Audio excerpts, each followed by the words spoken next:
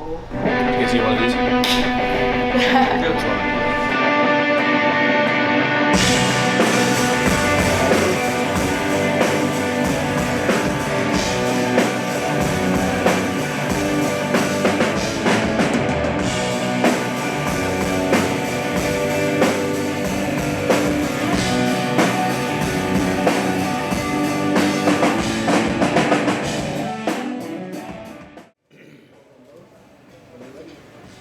Hi everyone, my name is Riley Hayworth. I'm here with PSTV with Hot Water Music, interviewing them. So I'm really excited to be here, and yeah. So my first question is, as an artist myself, how did you guys meet? Was it like from school, from college, or did you guys just like end up coming together to create this amazing project? Well, I believe you and George met first. We met in school and then we met you at Subway. Yeah, that's right. The restaurant? That's not a paid ad. Yeah. They worked at the Subway next door to the frozen yogurt shop Yeah. that we worked at. They worked at a yogurt shop. I worked at a sub shop, and we all knew each other. Were in music, and for a while we had different bands back then, and we would go to each other's rehearsal spaces. We used to go over to Jason's house. Practice in the garage. They would practice in the garage, and we would hang out. And yeah, so that's just kind of how we originally met, just admiring each other's music, being fans of each other, and yeah.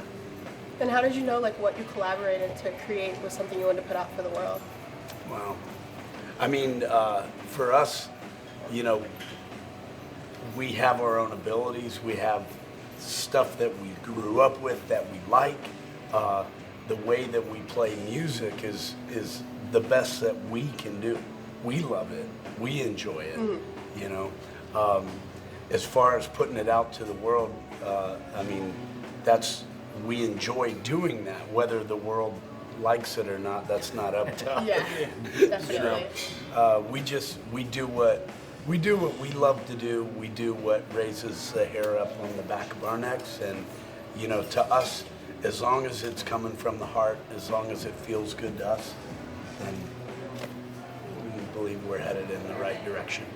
Great motto to have. So how do you like resolve conflicts as a band? Musically, non-musically, like. That depends on the day. Yeah. Well, musically now, the band for a long time was 4 people. I came into the fold 7 years ago, so there's a fifth. There's a fifth We got a person tiebreaker now. so there's a, Yeah. there's a bit of a tiebreaker Yeah. sometimes. So it's not always me. I just mean there's someone, with an odd number of people. If you start a band, start with an odd number of people. That's what we are. So there's a lot of duos out there. I don't know how that works. I don't know. I think like musically, at least the newest album, it was a very. I mean, saying it's like a diplomatic approach is true, but it makes it sound unfun. It was.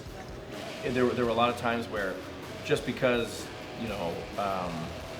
Chuck wrote a guitar part, or I wrote a vocal part, or Chris, who's back home, wrote a part, didn't mean that necessarily he'd be singing it, or he'd be playing it, or I'd be singing and playing it. It was kind of everyone was throwing ideas into the well, and we were going to see kind of who would kind of do it the most justice. If that makes sense, So it was a very collaborative process, and it was everyone's opinion is heard and valued and kind of considered. And very open-minded. Yeah, from all directions. It takes a lot of communication. Definitely. Yeah. Communication is Absolutely. key. It hasn't always been that way. It took a long time for us to get there. I feel like it takes time because you have to create your own kind of musical language as a group. You can convey so much with just a look to George while he's playing drums and I'm playing guitar and I'm doing this. And it could mean next part, or it could mean like, this is awesome. Like the same look can mean so many different things. There's this telepathy that comes into play, but that takes years and years, I think. That's true. But there's this musical language that you, I think, unknowingly kind of form with your bandmates. Mm-hmm. And after one record, 2, 3, 4, down the road, you can almost read each other's minds. Especially if you're sharing a part of a song you've written that maybe no one else is into, you can also read their mind. Like, I don't really know about that part. Yeah. So it can resolve conflict before it even begins sometimes. Mm-hmm. But that's at the very beginning. I think communication is key. Yeah, to be able to build that language. And you know, speaking about like your new album coming out, Vows, tonight, which I'm super excited about. Yeah. How would you say like your writing process is like for that, and how has it been different, you know, with this album? What do you think? Yeah, I mean, it's kind of different. There isn't a process. Right. It is. Yeah. I mean, a lot of what you just touched on. It's very like, it's super collaborative, and each song is different from the next. Is different from the next. Is different from the next. It's whoever has, you know, whether it's like someone has almost a full song idea, or someone just has a riff or whatever. Just kind of whatever connects and starts turning into something that we're all psyched on is kind of how it goes. There's not really any. We've never really had any. Like rules or like a standard songwriting process. All 5 of us write. All of us write. And all of us write everything from parts to... The only thing we don't write really are Jason's bass parts. Sure, I don't think any of us could. Or George's drum parts. Yeah, and George and I don't But- write their vocal parts. But So, like, but Jason and George have written guitar parts and have vocal ideas and I mean I mean the coolest part about it to me is there's a constant influx of inspiration and material. Yeah. And if anything, for us sometimes the biggest challenge is to weed through all these ideas and all of these parts and segments and figure out what it is exactly is that we want to focus on at that time. That can be challenging sometimes when we're sitting down with a pot full of 30, 40 ideas of, Definitely. they may not be full songs, but just like, where do we start, you know? And I mean, the last few years, there have been times where we're writing remotely. I live in Canada. He lives in California. Jason and the rest of the guys are in Florida. So we're pretty spread out. And then you introduce our friend Brian McTurnan, who produced this record and many Hot Water Music records. He's up in Baltimore. So, and that's another part of he's another part of the musical filter that kind of happens, right? Between the producer and the band and all these ideas. You go with all the ideas Chuck's talking about, this many to 12 or 10 or whatever. It's a big task. If you're in the same room, it's a big task. If you're separated, technology is your friend, but it also adds a layer to like the need for communication and the task of just turning a riff that he's got and a vocal idea he's got and a drum part I would come up with, what George would say is no good. He would do better.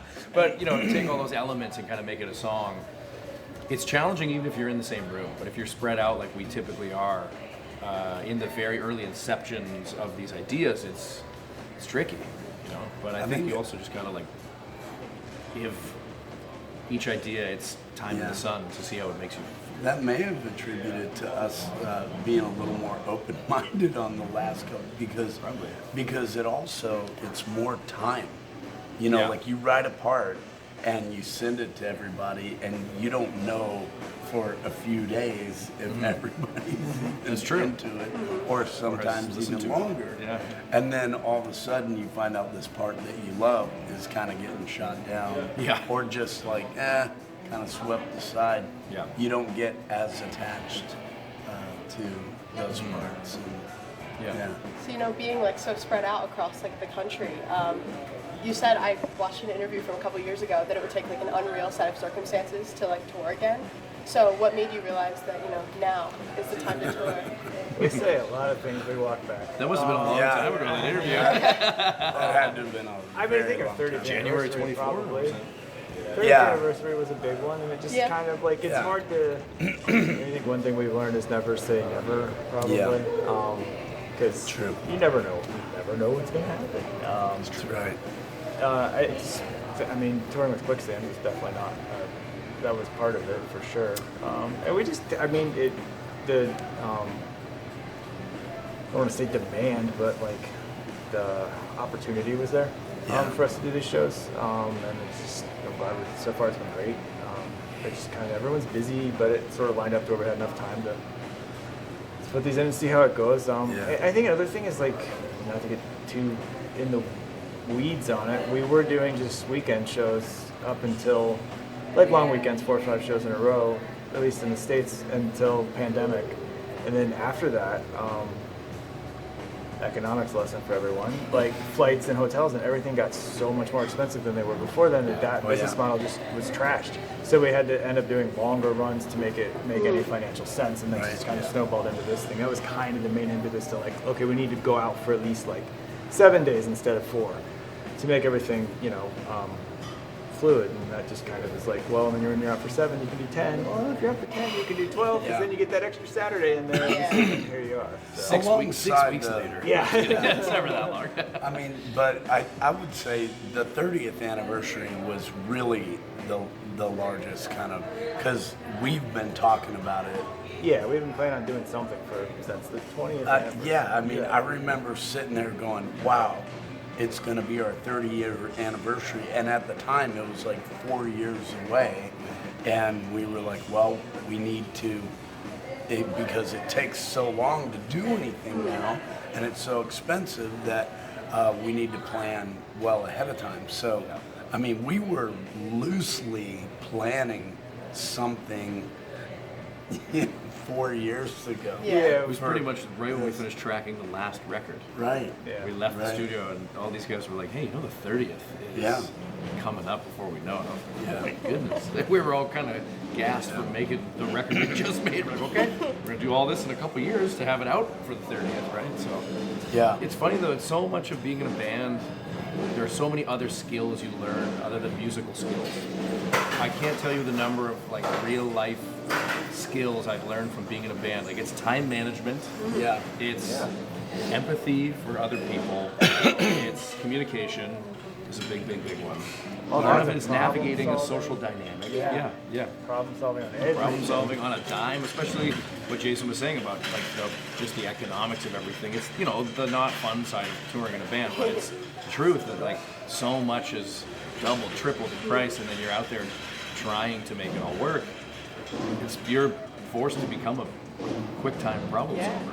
I've been in a rock band since I was 10. So. That's I'm amazing, 15 really? now, so Okay, a lot of years on me, but it's know, definitely true. learned a lot from it. So. Yeah, you learn a lot about everything outside of music from playing music, and especially traveling, playing music. Not only traveling, playing music, but like playing music in a group dynamic. You learn a lot from other people. So it's good to have those other people around to bounce ideas off, because if you fail together, you're only going to learn and then succeed later together, right? Yeah. And to go on with that, do you have any advice to like, people like me starting out, pretty young to like get to the point where you guys are now, I mean, that's tough for us to answer because the industry is has changed so much from since we were your age, but also is changing even at a faster pace now than anyone has ever known. So there's no telling if we're even going to be using this kind of gear 5 years from now. So Get good at AI. No, Man, it's coming. Learn how to use it before it takes you. I know. I mean, to me, I feel like I would like to think what is never going to change is there will always be people who have feel the need. Now, whether it's popular or not, who knows? But I believe there will always be people who feel the need to create something organically and real, and to connect with community and people through music, painting, art, photography, video, like any type of just true artistic expression in a real, organic, simple way. And to me, I mean, the only advice that I could ever give anybody is just be in love with what you are doing. Like, if you don't love what you're doing, put it down and focus on something else. I don't mean quit it. I just mean just leave it alone for a moment. And switch your focus. If you're feeling stagnant, you're feeling down, there's no sense in, pounding your head in the sand. Like, shift your focus, create something else. Put your energy towards something else and come back to that idea, and you may see it in a completely different light. You know? Time is precious. Yeah. You know? Yeah. Time is precious for you at your age, I'm sure. It only gets to be more and more precious as life goes on, right? And life changes and evolves and gets busier and busier in whatever way it does. And I think, yeah, I agree with all of what you just said. I also think that if you find yourself at this age, or any age, but at the beginning, let's say, or close to the beginning of your musical life, and you want it to be a long life because you are in love with it, like you're saying, and if you have a group of people that you think is special now, I think the way more important thing than putting the band and the music and all that, the kind of chasing that kind of exciting thing as a group of people, what's way more important is the group of people. Meaning, I think my biggest piece of advice, if you find yourself in a situation where you like love your bandmates and the people you're making this music with, and you want to see that version of it last, make sure you're friends first. It's such an easy thing that's uneasy sometimes and challenging as life changes, but I've been lucky enough to follow my own advice of that my whole life, and it makes a world of difference. Because if you have those people you've known forever, it keeps you grounded, and you have, it's like goes back to the kind of secret language you have. You know what I mean? It's very important. It can be very powerful. 2 years in, 22 years in, 30 years in, you know, that'll always be, the bond is important. The bond with you and music is important, and the bond with you and the other people you're making music with is very important. You nurture that first. Yeah. Awesome. Thank you so much. Thanks You're for welcome. having Thanks us. for asking us to Thank do you this. for having me. It's the coolest interview we've ever done. Definitely. Truly. Calling on a will to fly. Oh, the storm came. Without you now.